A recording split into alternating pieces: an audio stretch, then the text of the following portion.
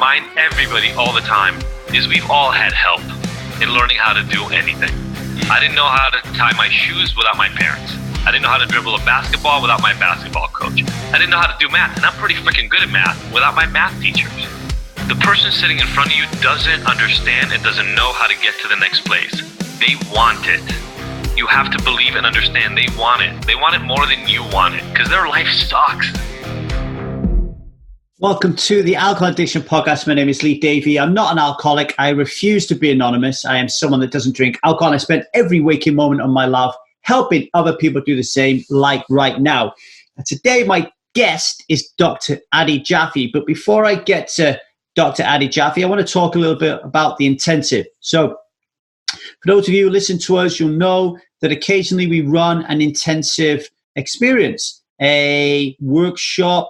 I don't know, you can't even call it a workshop. I don't know what it is. It's a 2-month experience where you will watch a series of online videos created by yourself, designed to be consumed. And once consumed, it will show you the truth about alcohol, why you drink alcohol and why you find it so difficult to stop, and then help you raise awareness of that truth within your mindset to provide you with the tools and a new philosophy to look at your belief systems around alcohol from an entirely new perspective.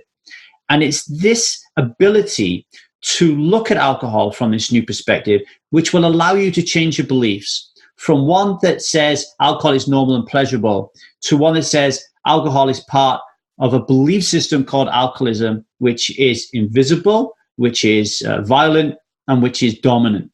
And for me, and for many people who've gone through the intensive, that switch in beliefs removes the desire we have to drink, which is really crucial, right? Any of you out there who have really, really struggled to drink and you're going through that oscillation of drinking, not drinking, drinking, not drinking, the reason you keep rebounding, it's like you've got this big elastic band on you and you're trying to walk away from this wall and every now and then it snaps you back. It's because you believe that alcohol has value. Like it has value for you, but you're trying to ignore that and you're trying to just quit cold turkey. Our philosophy gives you a different opportunity, a different out. We remove that value, right? We get you to see that it doesn't exist. It's a delusion, okay? And with that out of the way, you don't crave drinking, right? It's so much easier to be someone that doesn't drink alcohol. It's a 2-month experience. The first month, we talk about the truth about alcohol. Second month, we talk about awareness. You will work in a group between 5 and 10 people, and you'll be guided by the team of Strive ambassadors, okay? There is a homework assignment to complete Monday through Friday, every day for 2 months. It's the reason it's called the intensive. And it's really important that you're on point, that you show up and you make this your number one priority because you're changing a belief system, and that isn't easy. Not changing a belief system that you've had for 20, 30 years, right?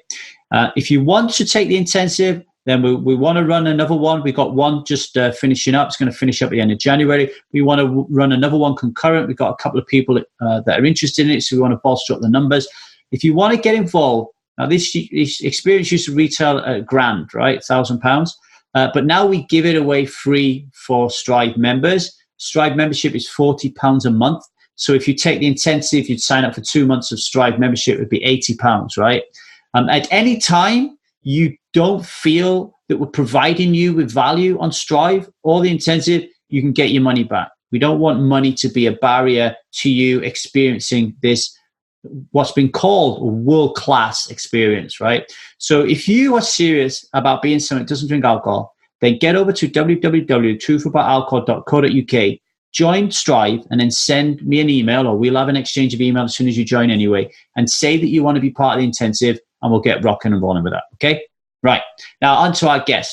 Our guest, Dr. Jaffe, Ph.D., is a world-renowned specialist in mental health, addiction, and shame.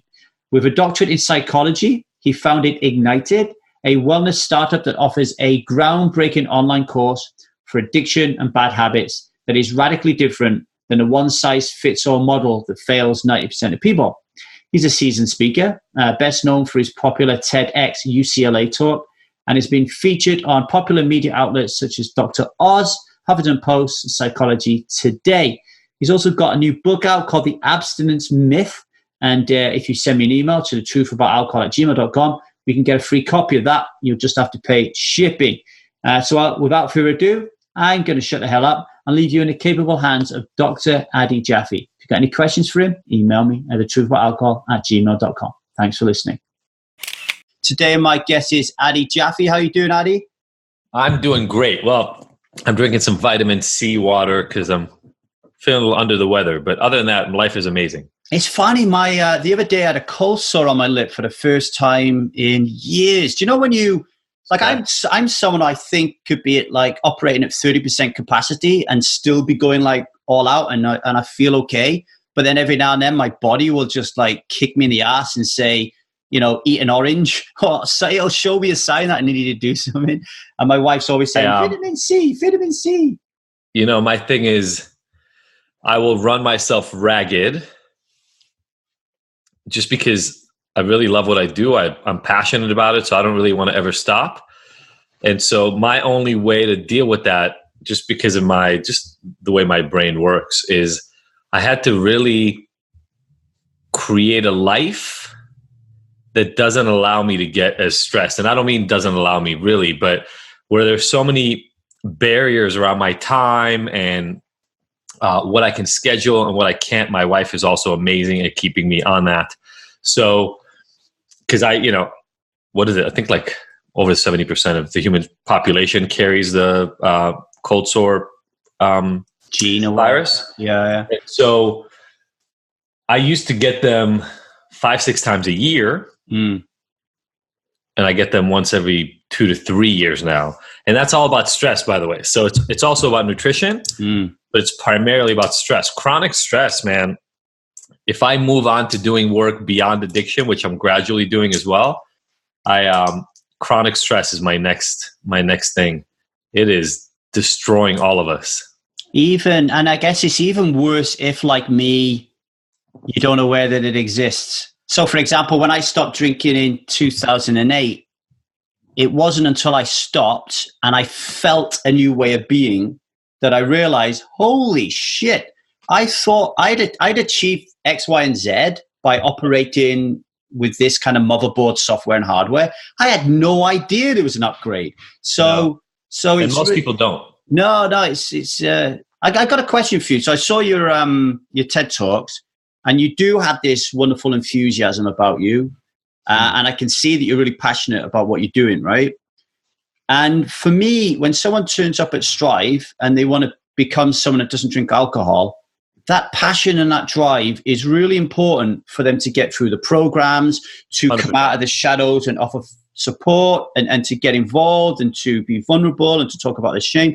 But it's very often lacking because of the very definition and destruction of addiction. So what is your advice in all your experience of how a change maker can help pull that out of people? Because it is, it's very essential.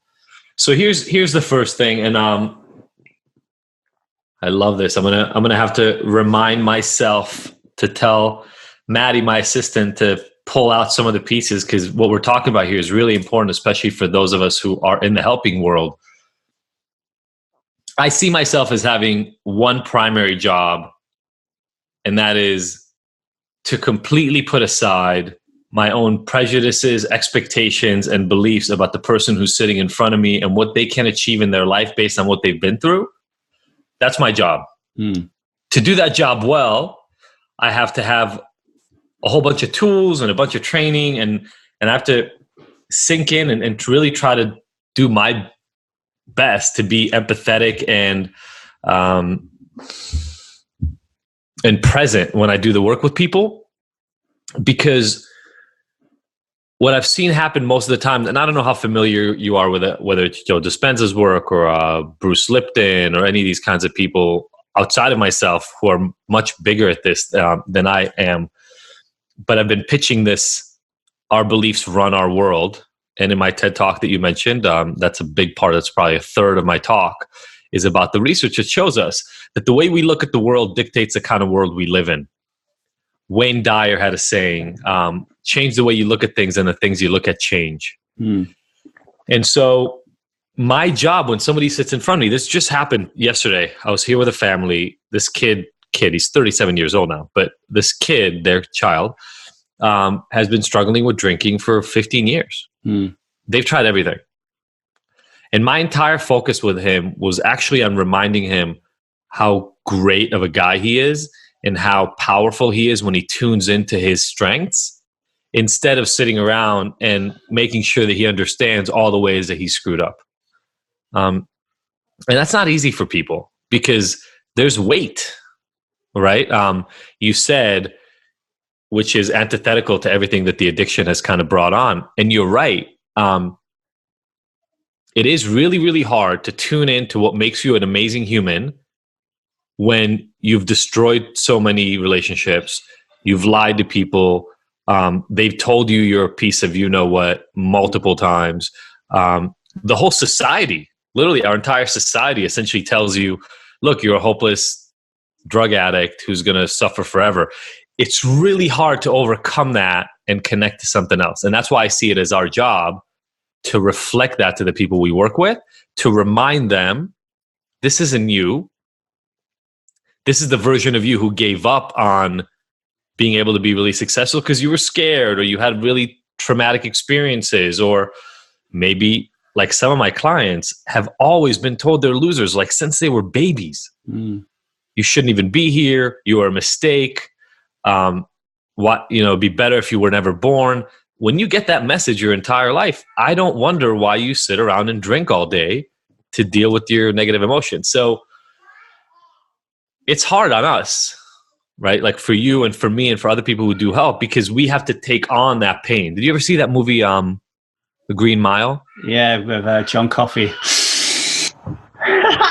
Sucking all the poison and the angst and we have to suck out the poison and remind them who they were before it.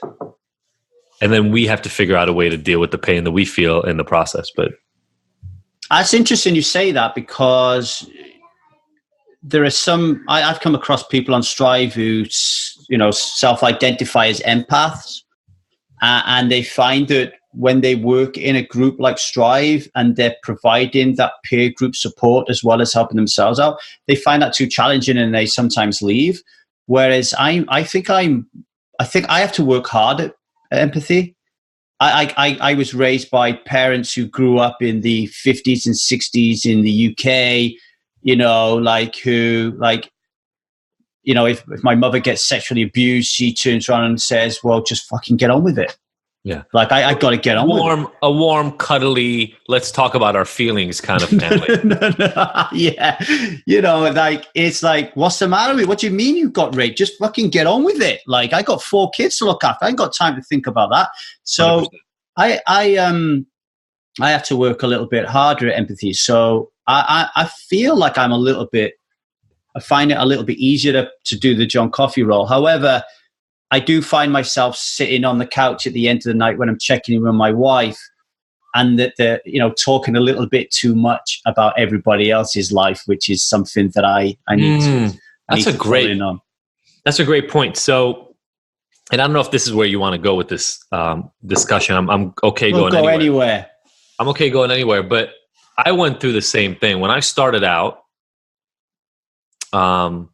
I brought all my work into my conversation with my wife. Now, part of that work has nothing to do with the clients. It has to do with, nobody understands the amount of logistics that you have to put in place to be able to even do this work. So half my work is on the logistics to be able to deliver what I want to deliver. And the other half is the actual work with the clients. I am like you, brought up by a Scandinavian dad in Israel. My mom was there as well. But I mean, feelings were not mentioned in my house. It was not quite the British stiff upper lip thing, but not far. And Scandinavians are very stoic. They're just known for being very kind of even keeled. Nobody really got mad much, but they also didn't ever show happiness or sadness. It was kind of like this very even keeled, perfectionist based kind of performance way of living the world. So I also am not incredibly connected to my emotion. That's work I had to do in my relationship with my wife to make it a good relationship. But I think you're right. I think that makes the work easier for me. Look, I don't know what happens in your life, but on a near daily basis, I'm dealing with people who are this close to trying to make a decision about whether they want to stay in this world or not. That's a lot. It's a lot of trauma happening around all the time. I think it's good to be able to have a center, an anchor, and I think I serve that role for some people in my work, that they can say, they can bring anything to me, like the most troubling situation, the most mind-numbing trauma that they've had in the past, and I'll be able to hold on to it with them, because you're right, I'm not an empath, and I don't eat up those emotions, or at least maybe, again, like that character, I eat them up, but they don't destroy me right away. And so I've had to moderate when my clients aren't doing well. It does stress me out, and I do bring that home. But I feel like, don't you feel like that's true with anybody who really does a job that they're passionate about? Yeah, I've always found, I worked on the railway for 20 years, and the pressure, it's really weird, but the pressure of having someone's life in your hands is a bit of a melodramatic statement, I guess. But when people are giving you feedback like, wow, you changed my life, I know there's an extreme exaggeration there, but I think probably changed my life significantly is probably more, for me anyway, in the work that I do. But when I was on the railway, the pressure was very different. It was more intense, because here, helping people, I'm kind of like my own boss, and I can kind of do what I want, right? As long as I'm respecting who I'm working with. Whereas when I worked on the railway, it was pressure because I had a boss I didn't like. I had to behave in a way that was out of alignment with my values, and these are all the reasons why I left, That's an important one. Yeah. I think so many people listening right now, so many people that you work with have lived lives that are out of alignment with their values. Sometimes to get back at others, sometimes because they were literally explicitly told, fuck your values, here's what you have to do to live, and they bought into that. We live in a very, the whole idea of the commercialization of our society is all about really what we've been told. I'm a huge Nine Inch Nails fan from back in the day. I always joke that I don't listen to them anymore because it's freaking depressing music, but but I love them. And that song God Money, we sort of have all been told socially that the number one value is money, success.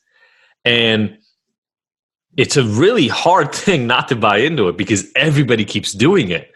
Like, your next door neighbor has a newer car, and I have the new iPhone, and that my wife got me when my old one broke. Like, it's an ongoing battle. But if you don't live in a way that's aligned with your values, you feel on a regular basis like you have to make up for that. And I don't know about everybody else listening, but for me, one of the ways that I made up for it was by numbing out, by trying to win that battle in ways that even further misaligned with my values. And so I kept digging myself more and more deeply until, for all intents and purposes, the person I was back then and the person that I am now are two different humans. There's not much in common, so when you're on the railroads and you're doing that job, your boss is probably living in a misalignment. He's been driven by money. So his drive is, I want my bonus. That's his drive. So then what happens is, and this is a really important point, people listening thinking, what on earth are we talking about the railway? I'll get to the point. So he's driven by money. So then what happens is, everything, he has to wear a mask, because he has to speak to his CEO, listen to his CEO say the most important thing in this organization is our people. We have to treat our people right. And if we treat our people right, we will run our trains on time, and we will be a thriving organization, and the customer will benefit. That's the message. So this guy who is just interested in money, he has to put on a mask to nod and agree with this guy. And then he goes back to his team and he's like, right, fucking forget all of that. we're going to sack X amount of people so we make our OPEX. We're going to increase our prices and piss off our customers. And then we'll hit our targets and then I'll get a bonus, right? And for me, that way of being in that job will follow him into his life. So when I was a drinker, for example, being in and amongst that, you start to wear these different masks in different situations. So you could have a mask that you wear in front of your wife.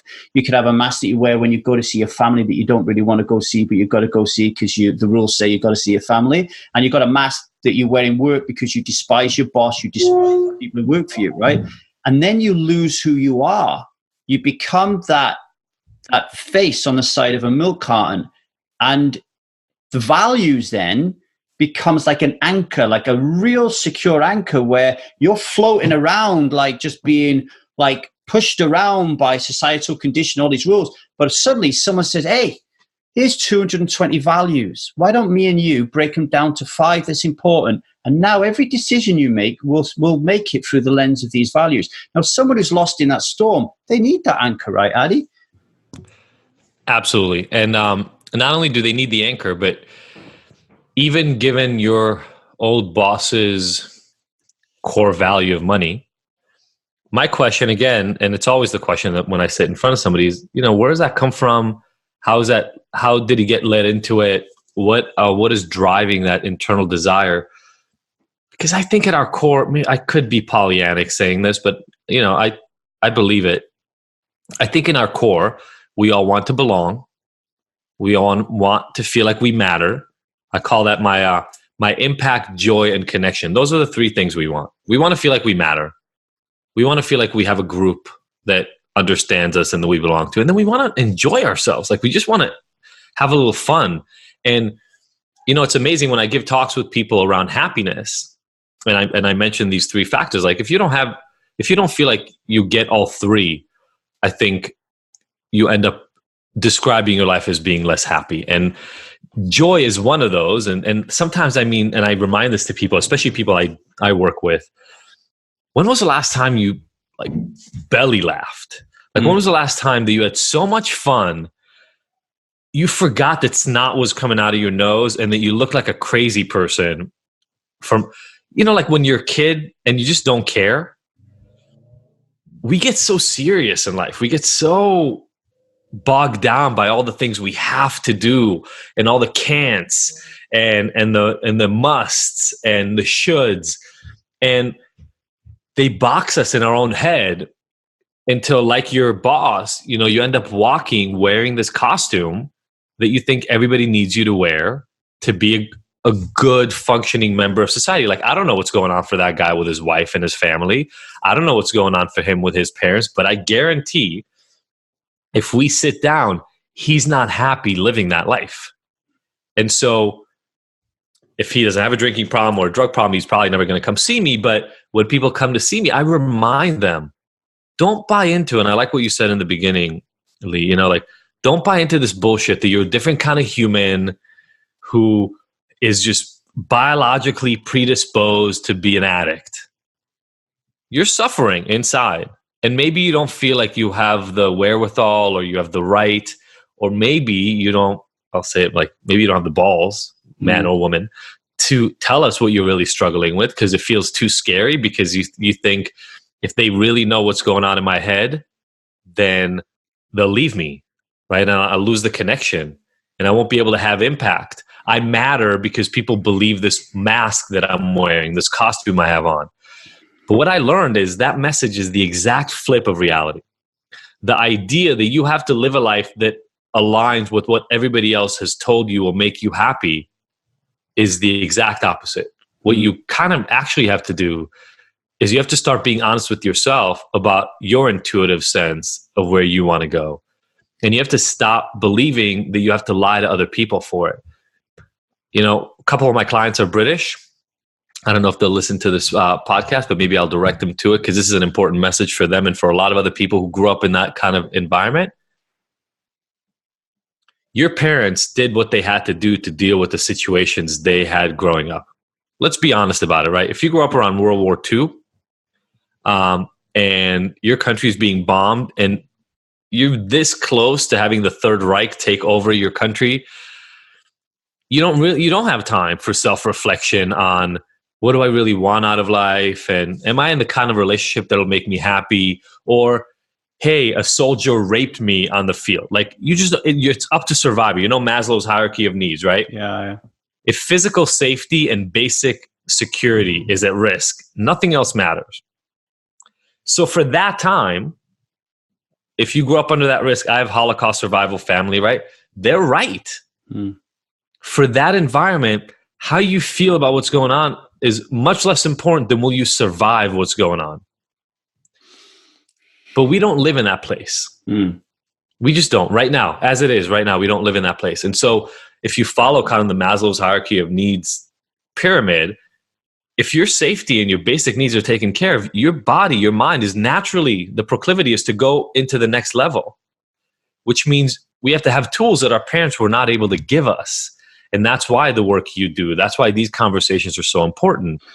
I guarantee somebody you've worked with before, you've said to them, hey, well, what do you want in life? Where are you trying to get? And they went, what do you mean? Why? I don't even know I'm supposed to ask that question. Yeah. I just thought I'm supposed to stop drinking and keep doing everything that I'm doing. That there's a couple of things out of that, actually. 3 things I wanted to say. I'll probably forget them all. I'll probably forget them all because Addy, I'm going through this thing where I'm actually trying to be a good listener. So do you know, like when you're a really bad listener, so when someone's speaking, you're just thinking about the next thing to say. So I'm trying not to do that. But you know what's happening? I'm fucking forgetting everything. So I'm gonna get it in the end. So bear with me. So Maslow's hierarchy, super important, right? Like I actually think my parents are stuck in the bottom of the hierarchy. I believe that their hierarchy only has one level, which is we need to make sure we have a roof over our head, we've got food on the table, we've got our basic needs met. What the fuck are you moaning about, Lee? You want what for Christmas? You want what trainers, right? So they're kind of like stuck there, right? So I think that's interesting. The other interesting thing I think that ties in together the terrible managing director that I had, and the way that you said, hey, something's going on for him, right? And that how our parents treat us in a certain way, hey, something's going on for them. I think if we make it a core principle of our being, particularly when we're going through this process of trying to stop drinking and live a fulfilled life, if we come and make it a principle that, hey, every single person, if we can kind of like have empathy with them, no matter what they're doing or what they're going through. And I know that this can be a very hot potato when you're talking about people in the world who are doing the most horrific things to you. And it's a little bit landmark for me, I guess. But if you're able to kind of like tap into that and go, hang on a minute, like this guy did this to me or this woman did this to me, but why? What was happening in their life? Just that like critical self, that's that critical thinking and that emotional intelligence that you're using in that moment is surely going to kind of help you grow as a person, right? So much I want to talk about any of these things. Okay. You see, you just remind me, I got to take notes if I'm going to remember what the hell I want to say. So when it comes to being stuck at level 1, I think both of these things are connected, by the way, because one is just about your parents and the other one is about the managers, but it's still about the idea of how do I find empathy and maybe even help people change, even if they don't want it, even if they don't know that there's a way for them to change, right? So here's the thing. Let's go back to the example, right? I don't know if I'm right about the fact that your parents were alive, like towards the end of World War II. You know, my mom was born shortly after, and like 52. So her mom lived literally in concentration camps and barely made it out alive. Half her family was wiped out, and so beyond empathy and understand that they're coming from somewhere, I want us to kind of think to ourselves, you know what? My grandmother lived a normal life until one day people came and said, normal is over, pack one bag and move into this random neighborhood you've never lived in with 15 other people in your apartment. Life got upended in a split second, right? Yeah. You and I can't fathom that because it's never happened to us. But what those people had was a shift in reality. Tomorrow can be the day that your world gets upended.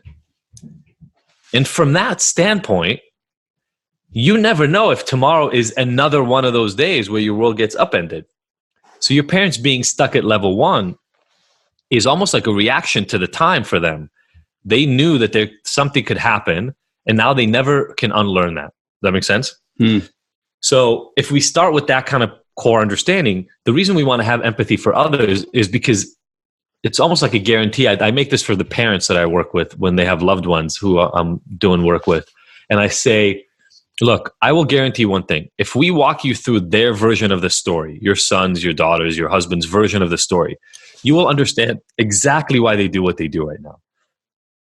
So it doesn't matter that you wouldn't have reacted the same way. That has no implication on the story. They went through what they went through, and they reacted to each one of those things to the best of their abilities, and now we're here. We could sit around for days and judge them for it if that's what you want to do. You can pay me money, and we can sit around in a room and judge them for everything they've done up to now. Or we can come from a sense that they've done their best up until this very moment. And the only reason they're sitting in the room is they want change. They just don't know how to get it. And what I remind everybody all the time is we've all had help in learning how to do anything. I didn't know how to tie my shoes without my parents. I didn't know how to dribble a basketball without my basketball coach. I didn't know how to do math, and I'm pretty freaking good at math without my math teachers. The person sitting in front of you doesn't understand and doesn't know how to get to the next place. They want it. You have to believe and understand they want it. They want it more than you want it because their life sucks. Put away the pretense for a second that they're these devilish, evil humans who don't care. Put that away. It's just not true. And look at them through this empathetic lens and say, what can I do to move them into that place? And the reason the next piece that you said was so important is if we can have empathy for everybody and come from this place, you start looking at everyone through a lens of understanding and love instead of sort of correction and judgment. And the reason that ends up being important is actually even for your own life. So I don't know if you saw this in the TED Talk, but I'll mention it here a little bit. There's this thing called the confirmation bias. Your brain organizes the world into categories. And the way it does it is it takes your existing knowledge and it makes sure that you pay more attention in the world to things that fall in line with your current understanding of the world. And the reason is simple, right? Like, I'll give a really, really basic example that I probably have never given before about this, but, the ceiling is above my head, right?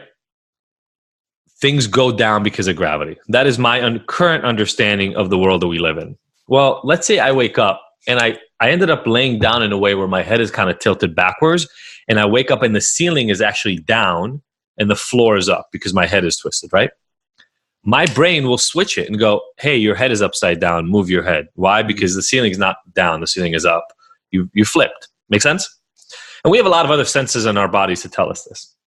Well, that's a physical representation of something that happens to you emotionally all the time. We see this happening in the US. I'm sure it's happening in the UK with Brexit right now and these kind of hot topic issues. You try to have a conversation with somebody who already has a sense of belief about what is happening, and it's like talking to a wall. Why? Because you present them with one fact that you believe supports your own way of looking at things, and they see exactly the elements of that same fact that support their own belief. It's called the confirmation bias.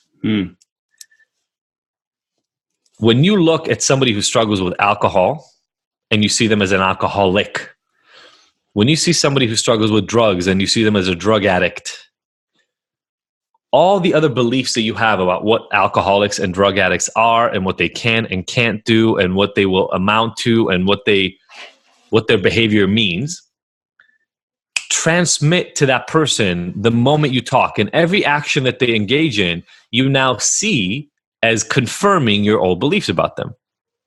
So alcoholics are lying, unmotivated, lazy, dirty people that you can't trust because all they care about is drinking, and they will tell you anything you need to your face to get the next drink, and and nothing will help them, right? Let's say and they drink out of paper bags, whatever. Let's say that's a belief you have.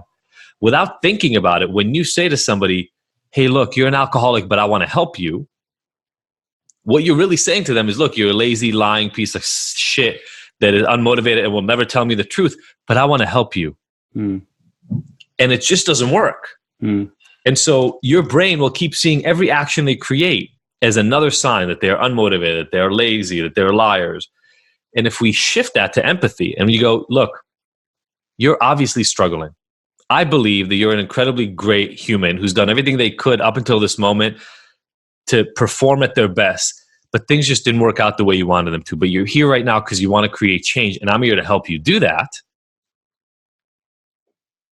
What you're going to be bringing out of that person and the things you're going to be paying attention to in that person are all the elements that make them great humans who want the best for themselves and can change, not sick, lazy individuals who will always be stuck.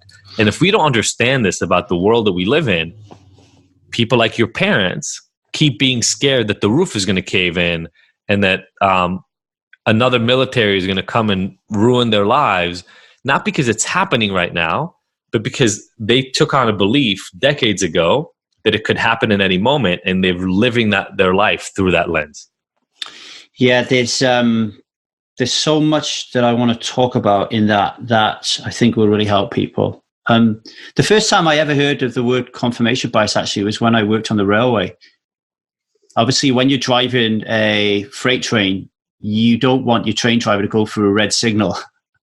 Yeah. It's called a SPAD, signal passed at danger, and it's a big thing. You have 3 SPADs as a driver, you sacked, right? So every time someone passes a red signal at danger, there's a big investigation. And one of the things that come out quite frequently when people were driving over the same routes consistently, like they go, let's say someone drives from like Los Angeles to San Diego every single day. Yeah. Then they'll say, tell me about when you passed this signal. And they'll think that the signal that they passed was green, or they'll think that the signal prior to it was green when it was yellow, telling them to slow down, because they're not with it. They're not present. The confirmation bias has taken over, and they've already got a pre-mapped out belief system about what is going to happen next. Yes. You know, so that's the first time I heard confirmation bias. We call it the death effect in the work we do at Strive, in as much as I'm actually working with a friend at the moment, not working with a friend, but talking to a friend about this at the moment, because she says she's super curious. And I know, and I'm having a conversation with her about it, that when I start to share my beliefs around alcoholism, she is going to tell me that she understands, but she's not going to understand because of the death effect, because of a confirmation bias. Alcoholism, the way that I perceive it, is going to have such a grip on her that she will not be able to understand or register what I'm talking about. And this fits into what you're saying about the term alcoholic. You know, like I started this podcast by saying, my name is Lee David, I'm not an alcoholic. Why? Like, we believe at Strive that the term alcoholic is part of this invisible belief system called alcoholism that means we're all designed to drink alcohol from birth. And if we say that we're an alcoholic, then that means we can't drink because we have a problem, but we really want to drink because we fucking love it. So we don't want to be an alcoholic, but that has a paradox because you're not going to get help. So we kind of like, no, actually there are 7.5 billion people in the world. Majority of them drink alcohol, and they're all on this spectrum. And at one end, you've got Auntie Mildred who has 1 drink a year, and you've got on the other one, you've got the guy who pisses his pants underneath the railway, and you're somewhere on there. That's all. And everybody is, and we'll help you with that. So I think that term of alcoholic, you're right. Like, we shouldn't be, we're already, because of the confirmation bias and a belief system, if we pin that on them, they think they're fucked, right? And it is a really important one I want to talk to you about, and then I'll shut the hell up.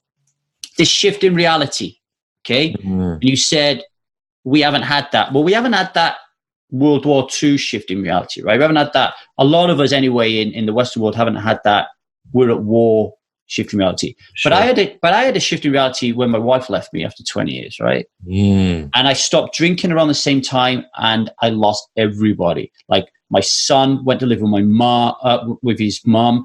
I lost my son. I lost my wife. I lost my house. I gave everything away. I lost all my friends, and my family didn't really understand me. So I lost everybody. So that is a major shift in reality, right? Sure. So I then have a choice that I can drink myself into oblivion, or I can use the shift in reality to move on to a greater life. And I decided to move on to a greater life, and I decided to create Strive and this podcast and talk to people like you and help people to not be as alone as I want.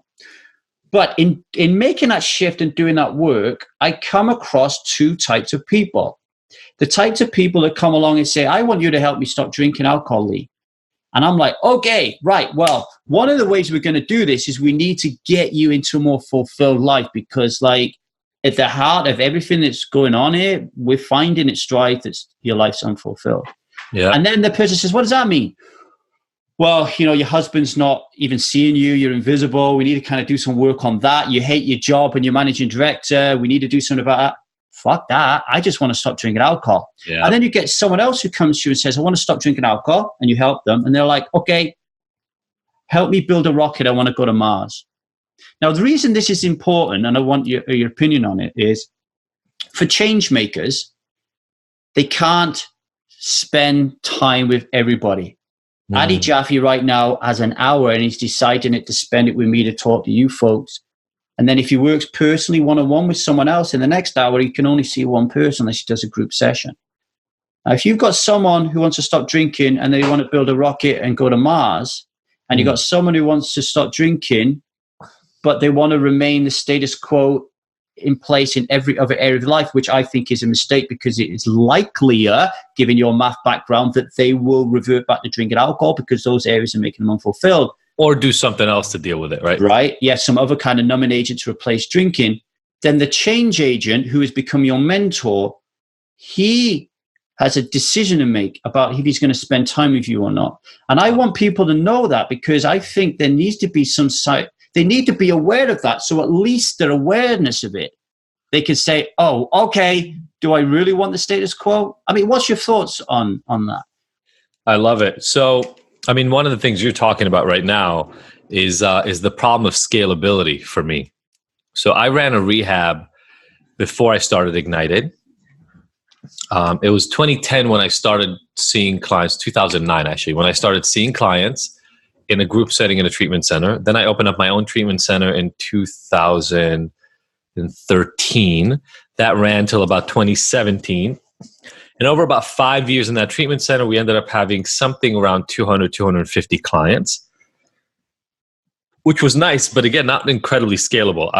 There were groups and there were individual sessions, but I had a clinical director that ran groups and saw people, and then I had a staff of, one more therapist and two other group leaders that would see people. And that allowed us to do 250 people in 5 years.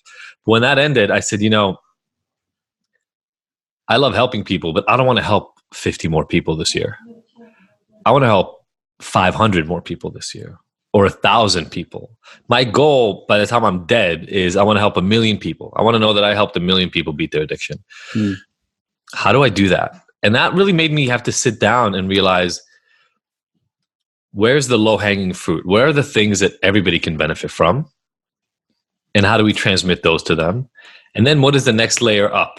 The people who need more help or want more help, what can we help them at that level when it's still scalable? And then eventually, for me, I still see some clients one-on-one, but not that many. Yeah. And the reason is because when I'm sitting with somebody one-on-one, I'm helping them instead of 50 people. And so there are financial considerations to make in that, but also there are kind of, again, the scalability of the impact we're going to end up having. So I limit myself, but it does end up being important because there's work that you can do individually that is impossible to do in a scalable way. The reason I think this conversation is important is, you're talking about people who want to stop drinking. I don't even only deal with people who want to stop. I sometimes deal with people who just want to slow down. And yeah, I want to talk to you about that afterwards, actually. It's a huge group of people. And so the way I look at it is this: I can deliver somewhere between 30 to 60% of my knowledge without ever meeting you. Now you gotta have to be motivated. You gotta go watch the videos I made for you and do the exercises I made for you and check in with I have an accountability coach, which is like our customer service rep, but she'll help you kind of walk you through that material. somewhere between 30 to 60% of what I would do with you one-on-one can be done that way. Then I added groups. So I lead some of the groups and some of my coaches lead some of the groups, and they're done like this. They're live groups and people get to tune in and we do some more individual work, but it's not one-on-one. It's, 20-on-1. But then by seeing the live interactions, by asking questions and by me being able to work with somebody in a group like this, it helps more people because they see the difference, they learn for themselves. There's a huge, mirror neurons and empathy. There's a huge impact that happens when people sit in a group. And so by adding in the groups, honestly, I think I get to the 60 to 80% of what I would be able to do for you one-on-one without ever talking to you one-on-one. Yeah. And as a helper, I really had to, it was a little bit of reflective and a spiritual kind of, what do I want? And, I talked before about impact, connection, and joy. I realized, I remember texting my wife this, I want impact. Like out of those three, impact is the thing that matters most to me. Connection and joy are next. And for me, it's probably connection and then joy. I'm really grateful and blessed that I married a woman who's incredibly good at connection and joy. And so like today we have a Friendsgiving upstairs later on today, a beautiful dinner with all, 20 of our friends. It's going to be a blast. We heated up the pool and the kids will go freaking swimming in November. It's going to be fun for everybody involved. I don't arrange that. I can't arrange that. It's not the way my brain works. I put everything I have into how do I create impact on a really big scale. Not only do I want 1 million people to get better through my own work, but the reason I spend an hour on conversations like these is you do amazing work. And if I can help more people, my people, other people, Stella's people, listen to what you're doing so that they can connect, then even though I'm not helping them directly, I've helped them understand why working with you would be different than just trying to muscle this out on their own, which allows what you're doing to scale. Because in the end, I don't think I've delivered the magic bullet, the silver sort of, that silver dagger that will end up destroying addiction forever. I wish I could say that I have. I haven't. What I've done is I've created a system that works really, really well for the people for whom it works. It worked great for that. Yeah. So my job is to get as many people into that system that fit it, but then find alternative options for the people for whom it's not a good fit so that I'm not their last stop, so that they can keep trying things until they find something that works for them. And hopefully by doing that, I'll get to help more than 1 million people because I'll help 1 million, you'll help 1 million. All our other friends who do this sort of work will help their 1 million. And then we can really just together eradicate the problem or get addiction to the place that I want it to be, which is, hey, Joey, it looks like you're drinking more than usual. What's going on, man? People talk to them and then they say, oh, if you're this kind of a person, there's 15 different programs that help you. Check them out. Lee does this really cool stuff out of the UK. Dr. Adi does this really great stuff. Like, that's where I want it to get to. Not the point where, unless you're falling down drunk or you've like beaten your wife or any of those things, nobody thinks you need help because you're not a bad enough alcoholic yet. Yeah, no, great information there. And I think just to underline it for people who are listening, I was in San Diego recently at a Brenda Burchard conference and Rachel Hollis was doing some speaking and she said, you're all here because you want to learn how to be as successful as me. So she's talking to 2,500 people. You're all here because you want to be as successful as me. And I can tell you how to be as successful as me. But very few of you will make it because you won't do what I tell you to do. And when it comes to, this is one of the biggest things that I still battle with today as a change agent, is I became someone who doesn't drink alcohol in 2008. I know that I'm flesh and blood like everybody else, although we're slightly different the way we're built, but technically our kind of model is the same. Like when we were spewed out, where they've got the same bits and stuff. Yeah. It works. If you do these things that I did, it will work for you. If you don't do them, the likelihood is that it won't. So I think I think that it's really important that, I mean, my mentality is, wow, I want Addy to help me. I need to get to the front of his queue so he notices me and helps me. Like, because there's so many people he's going to help. So, like, I think I'm talking about personal responsibility here, and for people who are listening 100%. to this. And I know it's really, really, really, really difficult because all that confidence has been stripped away by the addiction. But have you seen this book? Have you seen this book? I just gave it to that client. Extreme Ownership. No. The guy who wrote it has nothing to do with addiction, by the way, but it has to do with life. But the guy who wrote it, the two guys who wrote it are Navy SEALs that fought in Afghanistan or whatever. But they kind of try to bring these military principles to everyday life. For entrepreneurs, maybe kind of in the book, but I think it applies to all of us. And it has to do with what Rachel said when you were talking about on that stage. I don't know that what I did is the right thing for everybody that I want to help. But I know that, for instance, like if people look at my book, and I'll give a little pitch for my book here. So I wrote a book called The Abstinence Myth, and in it, I lay out my ignited principles. I definitely think that those principles, some of them I didn't employ myself. Extreme ownership. Jocko Willink. Jocko Willink. Yeah. He's a crazy motherfucker. But yeah. There's a few of them. Goggins is another one that has made a speaking career out of it. Yeah. And so, my job is not necessarily to guide everybody through what worked for me, but my job is to figure out what will work for most people. And it's actually one of the reasons why in Ignited now we have additional coaches, because I'm a guy. I'm a white guy. I'm a white guy from an upper middle class family who had a very specific sort of set of experiences in my life. I can empathize with a woman who was sexually assaulted repeatedly by a family member when she was young, but I don't really know what she went through. And it would be egotistical of me to think that it's my job to persuade her that she can trust me and tell me everything that she needs to tell me, instead of getting her some help by somebody who can better relate to that narrative. And so I really look at the work that I do. And again, part of the reason why I wanted to jump on here with you today, Lee, is for me, it's more about let me understand the web of what's available for people and how do I help people find the thing that works for them? Because I need to put all ego aside, right? As much of it as I can. I don't need to be your savior. I have nothing invested in me personally being the guy who makes you better. But I really want you to get better.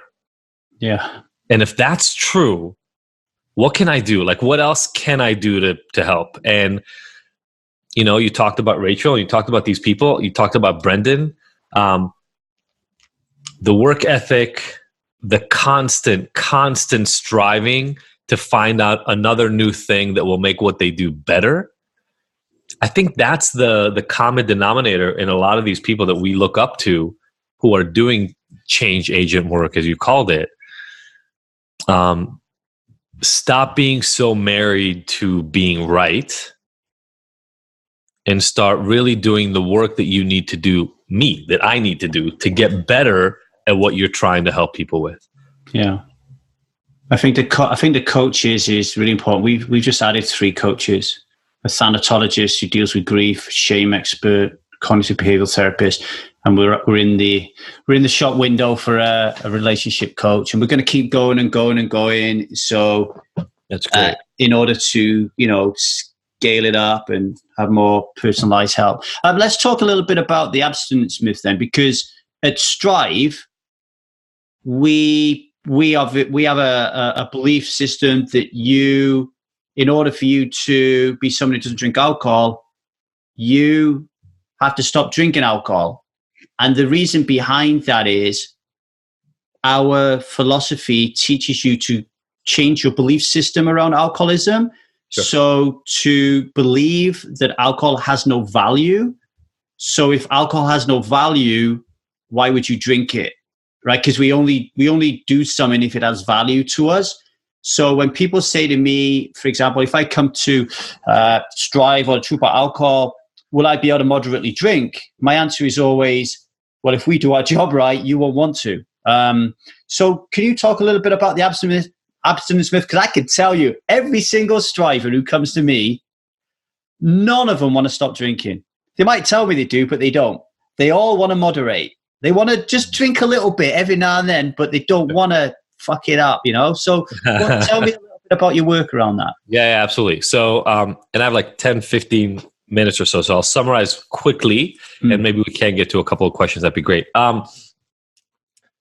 So I focus on the last part of what you just said. And look, the vast majority of people do abstinence-based work. I totally get it. But I did research at UCLA, and my research showed that over 50% of the people who are looking for help don't want to quit. Like 75, 80%. And then what I realized was that there are no options for people who aren't ready to quit. Everybody asks them to quit. And it left me in a really bizarre place. By the way, I was drinking socially. I drink socially still. I'm an ex-meth addict. I can talk more about that if anybody cares, but that's not the main point that I want to make. I was saying to myself, we're in an industry where the vast majority of people don't seek help, right? Something like 85% of people never will seek professional help for an addiction problem. And we know that one of the reasons is because they don't want to quit. And yet what we're doing to them over and over and over is, well, we understand that the reason you don't want this is because you don't want to quit. But we don't care. We're still going to make you quit. And as a helper, that's not my job.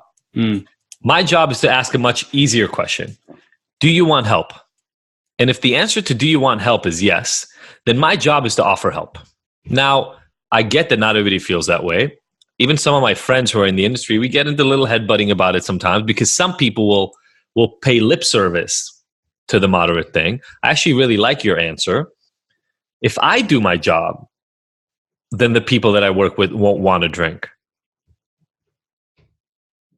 But they could, right? That's the thing, is if I do my job, they're not going to care about alcohol. When people ask me, because I do recommend that people abstain for a period of time, I say you can do like abstinence sampling is what I call it. Try it out. And the reason I tell it to them is, look, you drink to suppress things that are going on in your life. If you stop drinking for a week or two, it's going to become really clear what it is you're trying to suppress because those things are there. So if you want to know what we need to work on, if you take a break, it'll be a lot easier for us to know what it is that we need to work on. But if you don't, that's okay too. And I've had a huge number of clients, I would say 50% of my clients, who come from moderation and end up deciding to abstain of their own free will. So I don't feel like I have to push it on them. But the point of the abstinence myth, the two myths actually about abstinence that I put in the book is A, that we have to mandate abstinence for anybody to get help. There are therapists that I know that won't work with people who have an alcohol problem if they've drank. They say, well, you have to be sober for me to work with you. I literally look at that as the equivalent of telling a client who came to you for depression to say, look, you keep getting depressed. I can't work with you.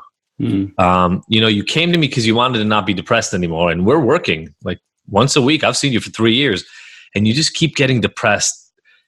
I need you to come back when you've not been depressed for 30 days and then we can do work. It's insane when I say it in the context of depression. Everybody looks at me like I'm stupid or they laugh like Stella just did. But we do it to people with alcohol and drugs all the time. So that's the first one. The second myth about abstinence is that abstinence is even a good way to measure how well your recovery is going. I know people with 20 years who are freaking miserable, and I know people with 1 year who are incredibly happy, and I know people who've never managed abstinence, but they've dropped their drinking by 80%, and they're pretty damn good. So the point that I make in the abstinence myth is stop measuring your recovery by abstinence. And then if you're not ready for abstinence, don't believe the bullshit that you have to quit first before you can get help. Those are the main two myths. It makes a lot of people really uncomfortable, which is fine for me because I'm still one of the few people who will do work with these people. And again, I want to create impact. So for me, by the way, I quit completely for 3 years. So this is not my story. I got arrested. I got sent to rehab. I relapsed in rehab, but then I went to another rehab, and I stayed abstinent for 3 years after that. 8 months in the second rehab, a year in jail, and then for about a year after. I left the AA program wanting something else in my life, but I was successful. I was totally abstinent. So it's not like the way I do things now is because, well, this worked for me and that's why I want it to work for you. The reason I do things this way is people are telling us all the time, I'm not ready to quit. And what we're saying to them is, well, we don't have an option for you. And I said, that's insane. These people are asking for help. Let's just help them with where they are. And I will tell you, I do one of these chats, like I said, every Tuesday for our group. I have a woman, people don't believe these stories, but it's there all the time. I have a woman, she's been working with us for about 6 months, heavy duty meth addict, right? Daily meth user, not alcohol, meth. She's got 25 days clean now. She didn't stop for months, but she kept showing up to the group. She kept doing the work. We worked on those underlying factors in her life, the things in her life that were not making her happy. Yeah. By the way, broke up with a boyfriend along the way. Like a lot of life changes had to happen. She's celebrating 28 days. So why do I have to mandate her to quit to start working with me when I know she will do the thing you said to me people do to you all the time? They lie. They say, yeah, I want to quit. No, I don't really. But if I don't tell you I want to quit, then I won't be here. You know, like I would much rather have clear transparency and full honesty with the people I work with. That's where I have to eat that pain and suffering because I get uncomfortable. I want them to not drink, definitely not to drink the way they're drinking. But that's my shit to handle, not theirs. Yeah. I get a lot of people who they reach a point and I'm like, look, dude, you're drinking moderately successely. You're doing it. Like you don't need to change. You don't need to quit. You are moderately drinking. Like why do you want to get rid of your one pint a week? Like I don't get it. Like, you know? Yeah. I mean, part of the reason sometimes is because they're told that they're not supposed to. And also, look, there's now in the sober, curious community right now, there's a lot of conversation constantly about alcohol being a toxin and all that. I agree. Alcohol is not good for you.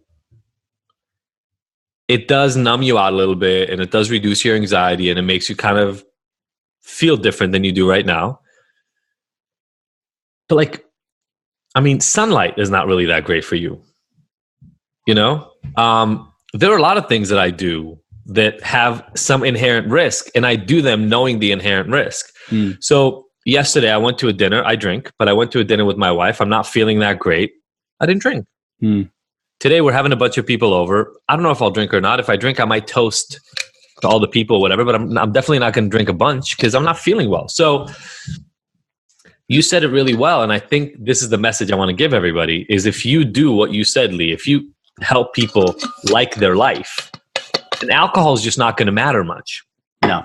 And then certainly if you help them understand that alcohol is not a miracle drug, it's not some magic thing that's going to help you in life. I look at it as a tool. Is it a slightly toxic tool? Yes, it is absolutely a slightly toxic tool, but it's a tool. Don't put too much stake in it, right? Don't give alcohol more power than it really deserves. And when you get to that place, one of my favorite clients, her name is Julia. We have a testimonial from her on our webpage. She's abstinent, but she's abstinent the way I consider people abstinent a lot of time. Like she doesn't drink ever. She came to me to moderate. She was moderating successfully, decided to cut it off. She didn't like the effects anymore. But if she's at a wedding and somebody hands her a glass of champagne, she'll take a sip and she'll put the thing down. She doesn't care. So she doesn't have to avoid it. She just doesn't care. Yeah. And I love that. I love that people can get that. Not everybody gets it. I'm not going to lie to anybody here and pretend anybody who starts my programs gets to that place. But it's beautiful to see people who are no longer held back by their addiction. They just literally, it doesn't even register anymore. That's my favorite. Okay. Thank you. I know I've kept you to the top. Have you got time to take one? Yeah, let's do a couple questions. Stella, do you have a question? I don't know. It's very interesting. I love that analogy with the depression and not helping people. That's really good. That I don't actually mind sitting chatting with someone who's had a lot to drink. I really don't mind at all. Yeah. It doesn't trigger me.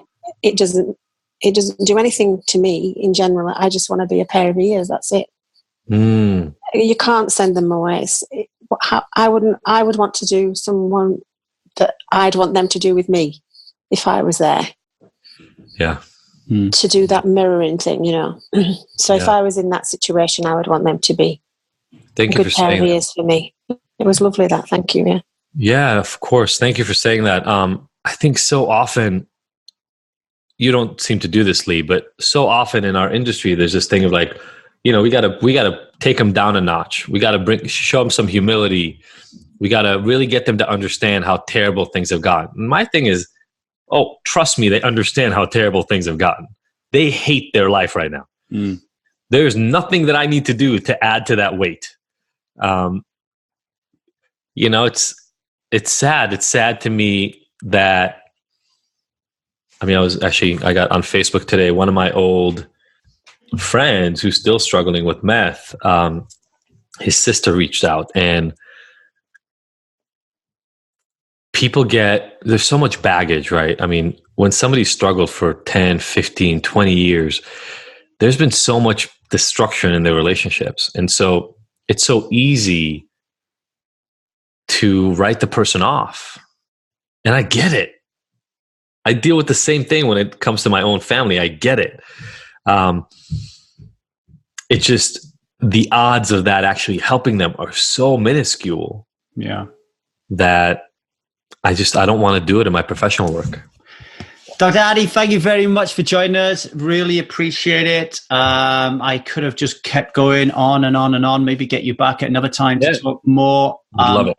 I loved it. Everybody go out and buy the Abstinence Myth, particularly because I know 100% of people who come to me for help, they never want to stop. They absolutely love drinking. So if Dr. Addy can help you have a healthy relationship with alcohol, if you want to call it that, whatever, then seek him out. He can help you out.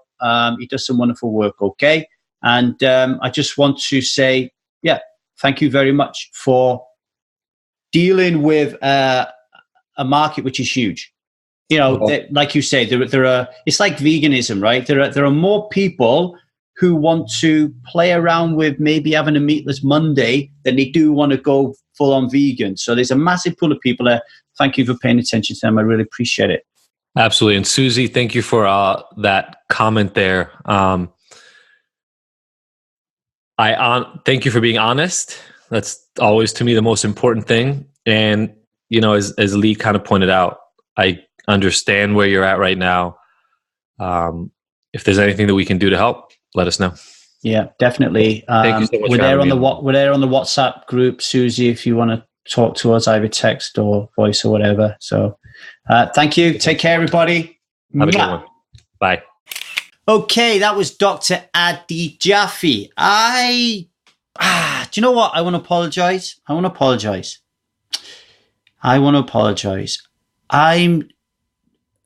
I could have managed Dr. Addy's time better then. We only had an hour.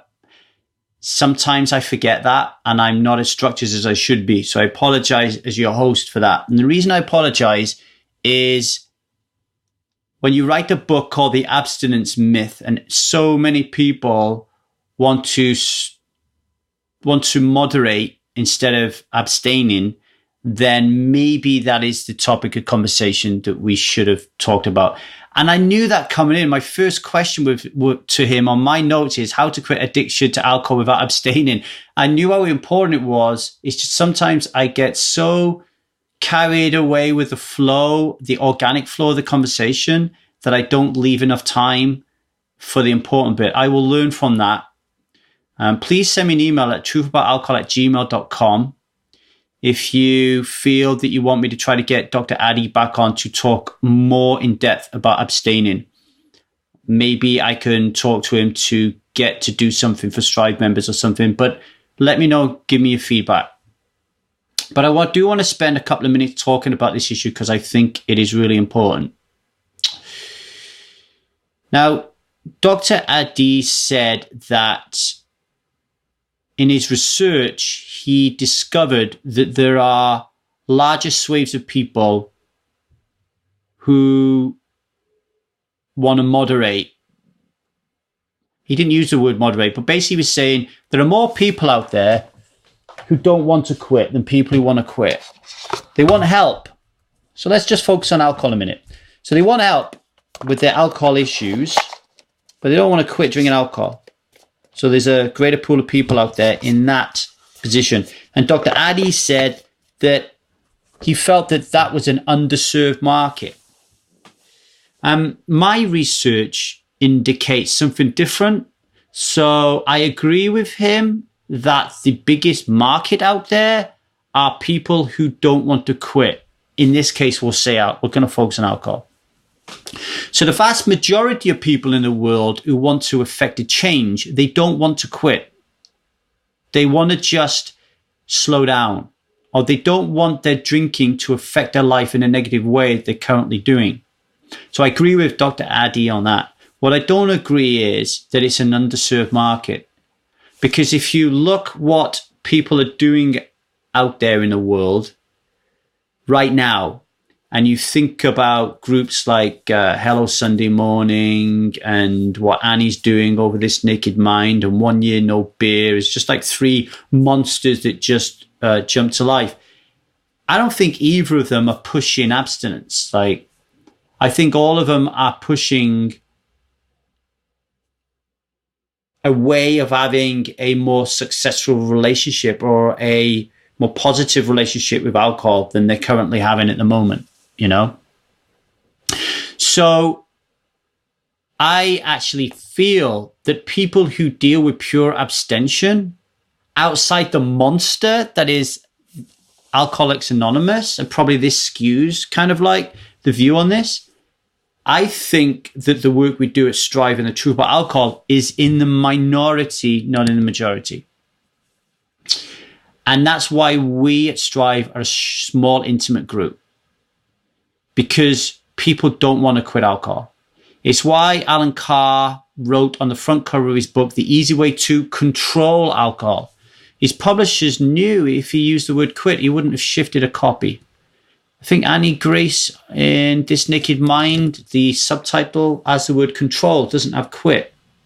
It's because people can see that they will make a greater change if they deal with the people who want to kind of like control their alcohol intake, not quit. Okay. So why have I chosen to do it the other way around?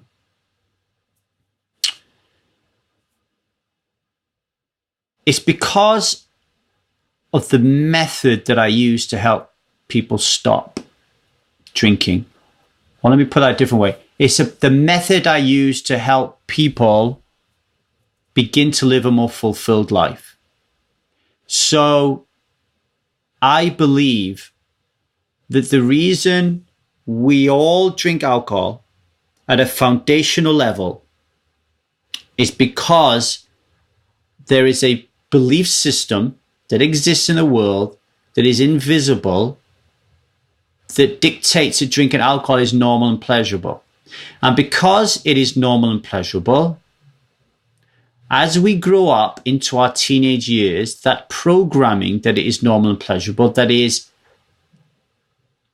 programmed into our mind by our parents, our teachers, our grandparents, our aunties, our uncles, our friends, the advertising that we see, the movies, the TV shows, the pop stars that we love, you know, everything that we see will align drinking alcohol with sociability, okay, and relational aspects of life. And because we are inherently social beings and that we benefit by being social, if you are programmed via cultivation theory and societal conditioning that alcohol increases the likelihood that you will make friends and be more sociable, then even if it has some dark aspects to it, you're willing to forgo those through the use of cognitive dissonance for you to drink because you want to fit in and you want to be in a tribe of people. It's our like genetic drive to be with people, right? So I think if you want to control your alcohol problem and you want to make it less of a problem in your life, then the first place to start is recognizing the truth about why you drink. So I'm saying the foundational reason behind why we drink is the belief system that exists in the world. I call that belief system alcoholism. Why? If you don't name a belief system, it remains invisible. And the reason that it has been so successful and kills over 3.3 million people a year is because it's invisible. It doesn't have a name. So I've given it the name alcoholism. Okay? Because I want to transform that word. Because people use that word as an affliction. Like basically people say alcoholism is a byproduct of drinking too much alcohol, and somebody who does that is an alcoholic.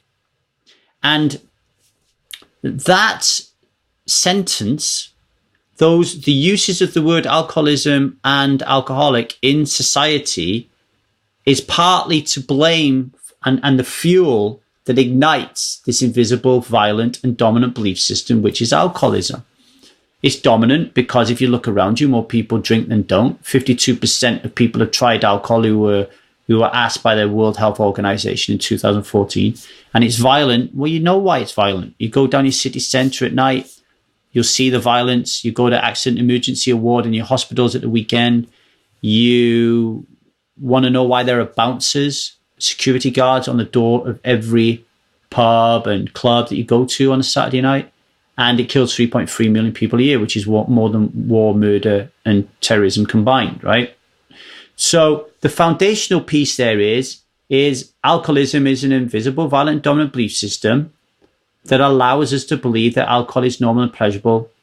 And it forces us, that belief system almost forces us, because of our biological desire to fit in, to actually drink this powerful poison, this drug, the only drug in the world that is you're actively encouraged to take, and you're ostracized if you don't, or certainly questioned if you don't. Now, outside of that foundational piece, there are other reasons why you drink.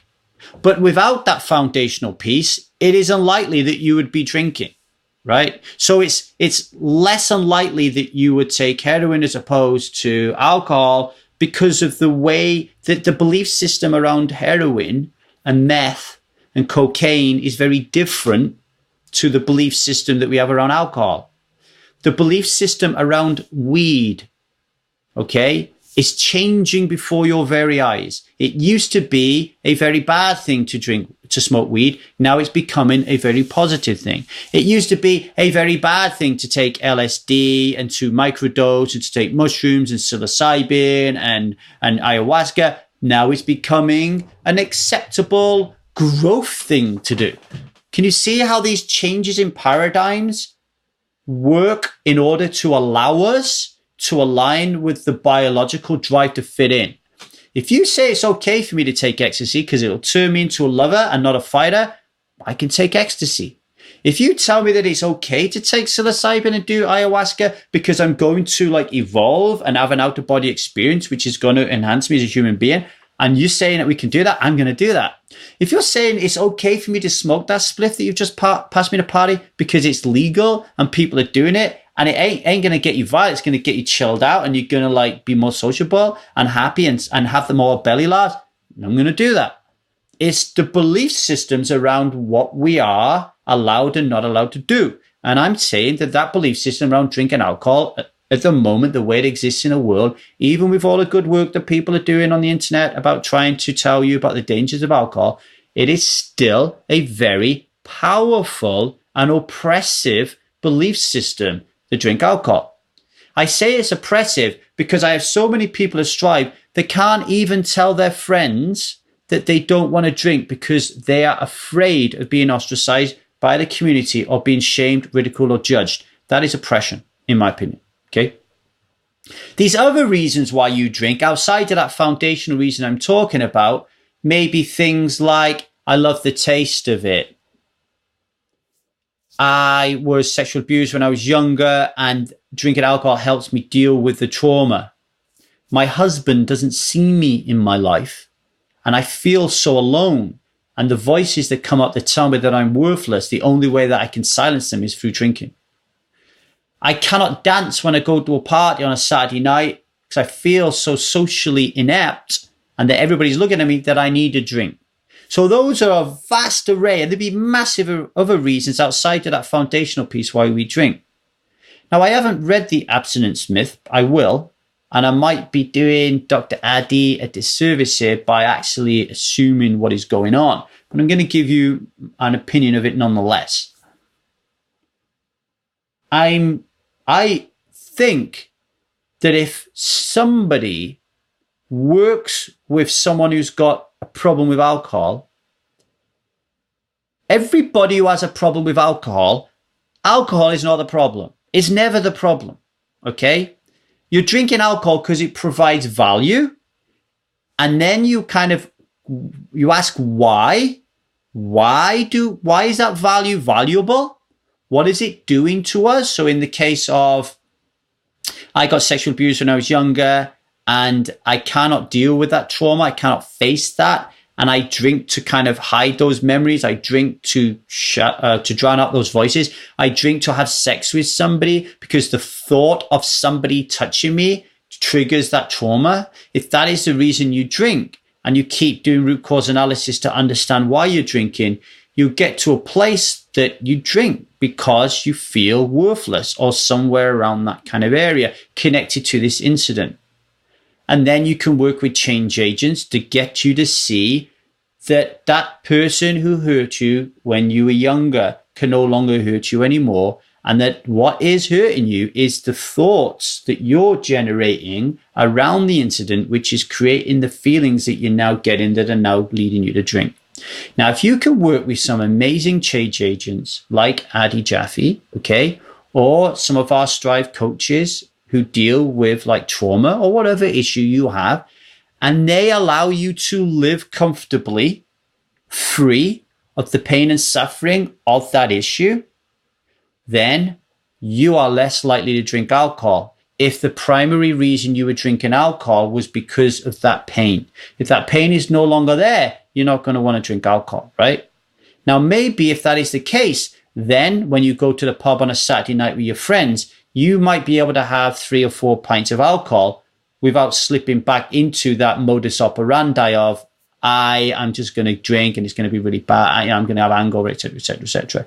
I can see how if somebody works on that, they can change your relationship with alcohol. And I can see how people could go on to drink. Moderately is the wrong word, but I can see how people could go on to drink and their drinking is no longer has the power that it once did in a negative sense, right? I can see how that happens. Why don't I encourage that at Strive and True About Alcohol? Well, in some instances I do. Somebody contacted me the other day and said, Lee, I'd like to come back on Strive. I drink 4 times a year, but I'm not happy with that. I'd like to come back on Strive. And I said, for £40 a month, you drink 4 times a year, you don't need to come on Strive. It'll be a waste of your money and a waste of your time. Drinking 4 times a year is nothing. If you're like the cognitive dissonance is really bad because of that, you'll be able to figure it out without my help. I've also had people on Strive who came to us and they were drinking, I don't know, maybe they were drinking 100% of days that exist in the world. But over a year, they're now drinking 35% on 35% of those days, not 100. That to me is you've got it under control. If during those 35% of the time you turn into a complete dick and arsehole and you're hurting people, then we still have work to do. But if you're drinking 35% of the time and you're not really hurting anybody and you're all right with that cognitive dissonance, knowing, as Adi says, that even the sunlight is bad for you, sugar is bad for you, like if you're able to deal with that cognitive dissonance and accept that, and we do it every day when we eat cakes and sweets and go out in the sun without, putting our suntan lotion on. If you're willing to take that risk, that's fine. But If you believe that alcoholism is an invisible, violent, and dominant belief system, and that in order to stop you craving alcohol, we need to change that belief system, whilst at the same time working on the traumatic events that are leading you to drink alcohol, whatever that value is. So we need to remove that value, whilst at the same time changing your belief system. Then if you ask me if you can moderately drink, I'll say to you, what's the point? What is the point? Because there's no value in it. Like, if you find value in it, then drink. But if there's no value in it, you wouldn't want to drink. And I'm telling you that the way that my system works is by helping you to understand that there's no value in it. So why would you drink? Let me give an example. Let's say you're at a wedding and you toast champagne. What is the value in toasting champagne in that moment? What is the value? You could say that the value is, I'm just like everybody else, right? Like, I'm doing something really positive. But what if you toasted and didn't drink it? What if you asked the waiter to give you sparkling water instead of champagne and you toasted and drank it? Like, why are we really drinking here? You know, are we drinking to fit in? Is that right? Do we really want to drink to fit in? So I think these questions are really important. The other thing that I didn't raise with Dr. Adi, which I think is a massively important point, and it goes back to this foundational issue of alcoholism being an invisible, violent, and dominant belief system. The biggest reason that alcoholism as an invisible, violent, and dominant belief system exists in the world and creates so much anarchy and makes alcohol one of the most dangerous drugs on the world is because we've normalized it.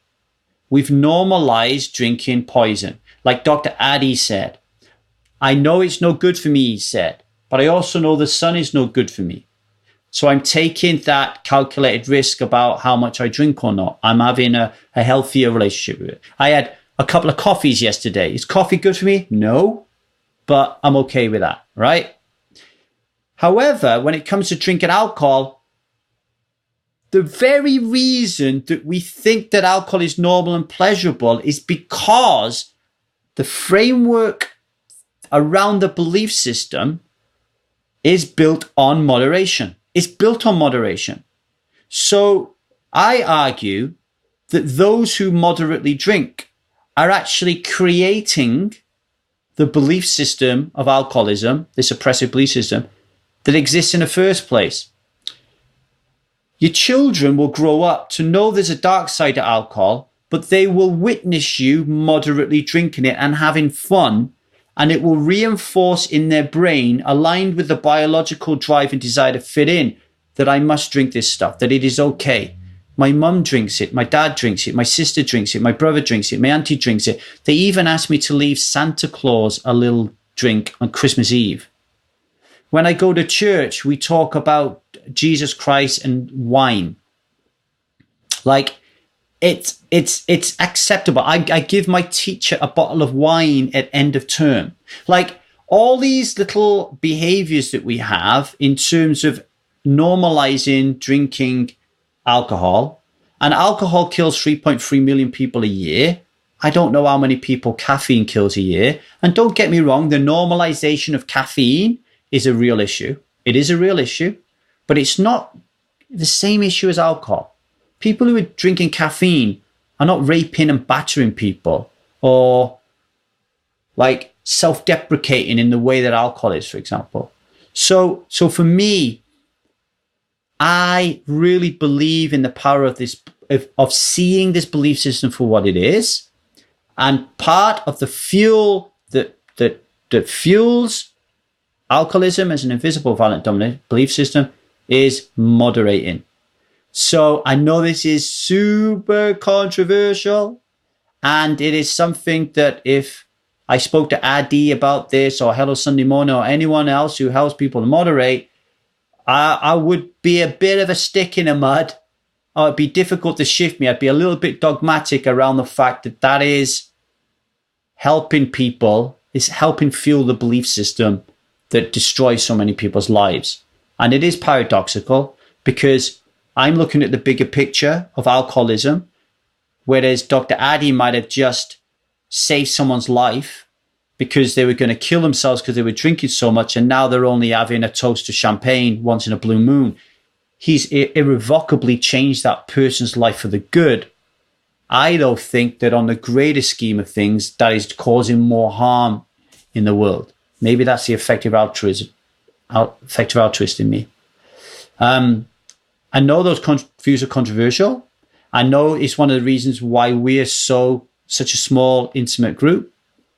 But I think it's comfortable with me. I'm comfortable with that. And if you're comfortable with that, come and join Strive. If you're not, then we can help you find people like Dr. Addy. Or come to Strive and work with Dr. Addy. And work with this naked. Do as much as you can to change your thoughts and feelings and create greater awareness around the tools that are out there. Anyway, I hope that was helpful for you, that afterward. And email me at trueabout@gmail.com if you've got more questions for Dr. Addy, okay? Thank you for listening. If you want to be someone that doesn't drink alcohol, a striver, then listening to podcasts of this nature is an integral part of your journey. But you need to do more. Firstly, you need a support network, a group of people who see you, they hear you, and they allow you the space to feel like you can be who you really are. We have that support network at Strive, and you can join for £40 a month with a full money-back guarantee for life. Yes, ladies and gentlemen, I don't care how long you spend with us. If you think that it was all a waste of time, I'll give you all your money back, okay? Next, you need a more positive philosophy and belief system that encompasses a better view of alcohol and alcoholism. Currently, you think that alcohol is normal and pleasurable. We need to change that belief system in order for you to become a striver and never desire to drink alcohol. And we provide that philosophy and belief system change in our 2-month intensive. Now, the intensive is free. It's part of your Strive subscription. And as a part of that subscription, you also get for free online training courses and workshops, individual one-to-one sessions with a full array of Strive coaches who specialize in topics such as grief and trauma and cognitive behavioral therapy. We also have a group of Strive ambassadors, people like you who came to Strive struggling with addiction and who have got through the other end and are now strivers, and they give back in their little teams, helping people in a more intimate setting. So you always feel like somebody's got your back here. We've got our Strive ambassadors, and you too could also be a Strive ambassador if you stay with us long enough, you do the intensive, and you show us that you have what it takes to be a striver. If you want to join Strive, then head over to www.thetruthaboutalcohol.co.uk and sign up. If you don't want to sign up, but you do want to help support, keep this podcast ad-free, or support the work we do because you're a long-time listener, then head over to the same website. You'll find a page there where you can support us, and you can pay different amounts of money, like the cost of a latte or whatever, to help support the podcast. I'd be really appreciative if you did that. And in return, I'll give you access to podcast episodes that you're not going to find anywhere else in the public forum, and also my private blog posts. Lastly, if you do think that this work is valuable, and it really is, alcohol is killing 3.3 million people a year, then please tell somebody about it. Tell somebody one-to-one to come and listen to what we're doing here, or go to Strive, or check out our website, or rate and review the podcast. Leave a good rating, good review, and that will help shift us further up the podcast hierarchy and expose our work to more people. In the meantime, thanks for listening, and strive on.